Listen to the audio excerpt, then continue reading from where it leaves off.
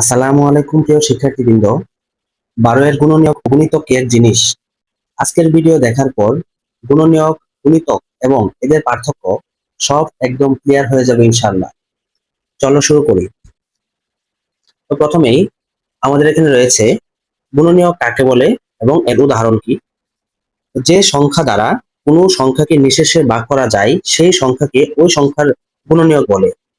তো এই সংজ্ঞার ভিত্তিতে আসলে বোঝা মুশকিল যে গুণনীয়ক কোনগুলো, তো আমরা উদাহরণের মাধ্যমে দেখবো যে আসলে গুণনীয়ক কাকে বলে। তো এখানে আমি একটা উদাহরণ লিখেছি 12 এর গুণনীয়ক। তো যেমন 12 কে 1 2 3 4 6 ও 12 দ্বারা নিঃশেষে ভাগ করা যায়। 12 কে কিন্তু 1 2 3 4 6 ও 12 ব্যতীত আর কোনো সংখ্যা দ্বারা নিঃশেষে ভাগ করা যায় না। তাই আমরা বলতে পারি 1 2 3 4 6 ও 12 সংখ্যাগুলো 12 এর গুণনীয়ক। তার মানে যে সংখ্যাগুলো দিয়ে 12 কে ভাগ করতে পারতেছি, নিঃশেষে বিভাজ্য হচ্ছে, সেই সংখ্যাগুলো হচ্ছে 12 এর গুণনীয়ক। এরকম যে কোনো সংখ্যার ক্ষেত্রে আমরা এভাবে গুণনীয়ক বের করতে পারবো। যেগুলো দিয়ে ভাগ করা যায় সেগুলো হবে গুণনীয়ক।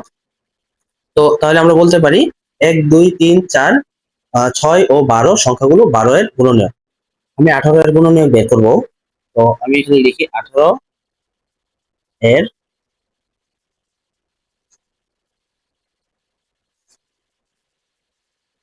গুণনীয়ক। তো এটা বের করতে হলে আমার প্রথমেই যেটা করতে হবে, এখানে লিখতে হবে 18।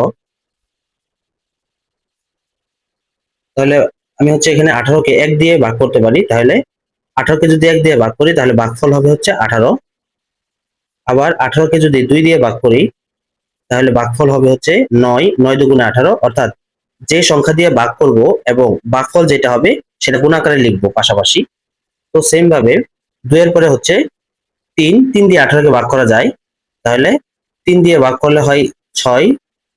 সেম একই ভাবে যদি আমরা 4 দিয়ে ভাগ করতে চাই, 4 দিয়ে ভাগ করা যায় না, 5 দিয়ে ভাগ করা যায় না, আবার 6 দিয়ে ভাগ করা যায়। কিন্তু যেহেতু 6 এখানে আমরা লিখে ফেলেছি, সেই ক্ষেত্রে 6 দিয়ে ভাগ করার কোনো প্রয়োজন নেই। তো এখন আমরা এখান থেকে এই সংখ্যাগুলোকেই বলতে পারি 18 এর গুণনীয়ক। অর্থাৎ 18 এর গুণনীয়ক হবে 1 2 3 6 9 18। অর্থাৎ এই সংখ্যাগুলো 18 এর গুণনীয়ক। 18 এর গুণনীয়ক 1 2 3 4 5 6। তো আমরা কিন্তু এখানে গুণনীয়ক সবসময় সীমিত, অর্থাৎ 18 এর গুণনীয়ক 6টি। তো এটা নির্দিষ্ট আকারে থাকবে। তো অপরদিকে আমরা যদি গুণিতক চিন্তা করি সেই ক্ষেত্রে গুণিতক কাকে বলে এবং এর উদাহরণ কি। তো কোনো সংখ্যাকে 1 2 3 4 ইত্যাদি স্বাভাবিক সংখ্যা দিয়ে গুণ করলে যে সংখ্যাগুলো পাওয়া যায় সেগুলোই গুণিতক।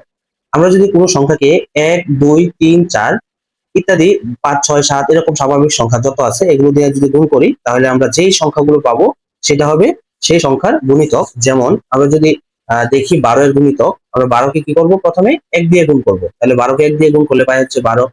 তারপরে 12 কে 2 দিয়ে গুণ করব 24। তারপরে 12 কে 3 দিয়ে গুণ করব 36। 12 কে 4 দিয়ে গুণ করব 48।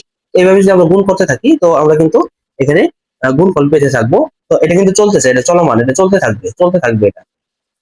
তাহলে আমরা লিখতে পারি 12 এর গুণিতক 12 12 24 36 48 এবং চলমান, এটা অসীম। তো আমরা এখানে বৈশিষ্ট্য হিসেবে আমরা লিখতে পারি গুণিতক অসীম, অর্থাৎ গুণিতকের কোনো সীমা নেই, এটা চলতেই থাকবে, এটা কোনো নির্দিষ্ট আকারে গুণিতক বলা যায় না। তো গুণনীয়ক ও গুণিতক মনে রাখার বেশ কিছু ট্রিক্স রয়েছে, তার মধ্যে আমি কিছু গুরুত্বপূর্ণ ট্রিক্স এখানে লিখে রেখেছি। তো সেগুলো গুণনীয়ক ভাগ করে পাওয়া যায়, অর্থাৎ গুণনীয়কের সম্পর্ক ভাগের সাথে। যেমন আমরা যদি 12 এর গুণনীয়ক লক্ষ্য করি সেই ক্ষেত্রে 1 দিয়ে 12 কে ভাগ করা যায়, 2 দিয়ে 12 কে ভাগ করা যায়, 3 দিয়ে 4 দিয়ে 6 দিয়ে 12 দিয়ে সবগুলো দিয়ে ভাগ করা যায়। তাহলে মনে রাখার ট্রিক্স গুণনীয়ক ভাগ করে পাওয়া যায়, তাহলে গুণনীয়কের সম্পর্ক ভাগের সাথে। অপরদিকে গুণিতক গুণ করে পাওয়া যায়। যেমন আমি এখানে 12 এর গুণিতক বের করেছিলাম, 12 কে 12, তারপর 24 36 48, অর্থাৎ এই 12 পাওয়া গেছে 1 দিয়ে 12 কে গুণ করে। তারপরে 24 পাওয়া গেছে 12 কে 2 দিয়ে গুণ করে। তারপর 36 3 দিয়ে গুণ করে। 48 পাওয়া গেছে 4 দিয়ে গুণ করে। অর্থাৎ গুণিতকের সম্পর্ক গুণের সাথে। তো একইভাবে গুণনীয়ক সীমিত, মনে রাখতে হবে গুণনীয়ক সীমিত। যেমন 12 এর গুণনীয়ক 1 2 3 4 6 ও 12 6টি। এর 12 এর গুণনীয়ক এর চেয়ে কম হবে না, বেশি হবে না, তাহলে এটা নির্দিষ্ট এবং সীমিত। অপরদিকে 12 এর গুণিতকের দিকে যদি আমরা একটু তাকাই, সেই ক্ষেত্রে আমরা বলতে পারি গুণিতক হচ্ছে অসীম। যেমন 12 এর গুণিতক আমরা এখানে বের করছি 4টা, কিন্তু এরপরে কিন্তু আরো অনেক গুণিতক বের করা যাবে। তো সেই ক্ষেত্রে আমরা বলতে পারি হচ্ছে গুণিতক অসীম। আবার এখানে আমরা বলতে পারি হচ্ছে গুণনীয়ক সাধারণত সংখ্যার চেয়ে ছোট বা সমান হয়। যেমন আমরা যদি এখানে লক্ষ্য করি যে এখানে যে আমি যে গুণনীয়ক গুলো বের করছি 12 এর গুণনীয়ক, সেগুলো অবশ্যই 12 এর ছোট এবং 12 এর সমান।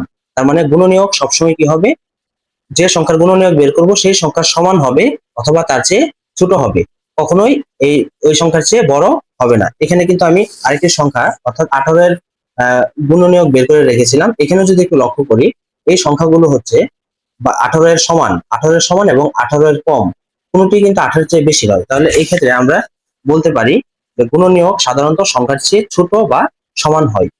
আবার গুণিতকের ক্ষেত্রে গুণিতক সাধারণত সংখ্যার চেয়ে বড় বা সমান হয়। যেমন আমরা যদি একটু লক্ষ্য করি, এখানে 12 এর গুণিতক হচ্ছে 12, 24, 36, 48। এরপরে যদি আরো গুণিতক বের করতে চাই, সবগুলোই কিন্তু 12 এর চেয়ে বড় হবে, অর্থাৎ 12 আছে এবং 12 এর চেয়ে বড় সংখ্যা আছে। অর্থাৎ আমরা এখানে বলতে পারি যে গুণিতক কি হয়, সংখ্যার সমান হয় এবং সংখ্যার চেয়ে বড় হয়। তাহলে এখানে লেখা হচ্ছে গুণিতক সাধারণত সংখ্যার চেয়ে বড় বা সমান হয়।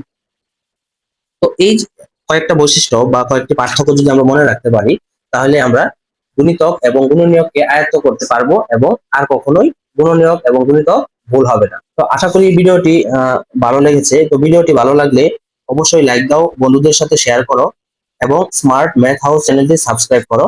আল্লাহ হাফেজ।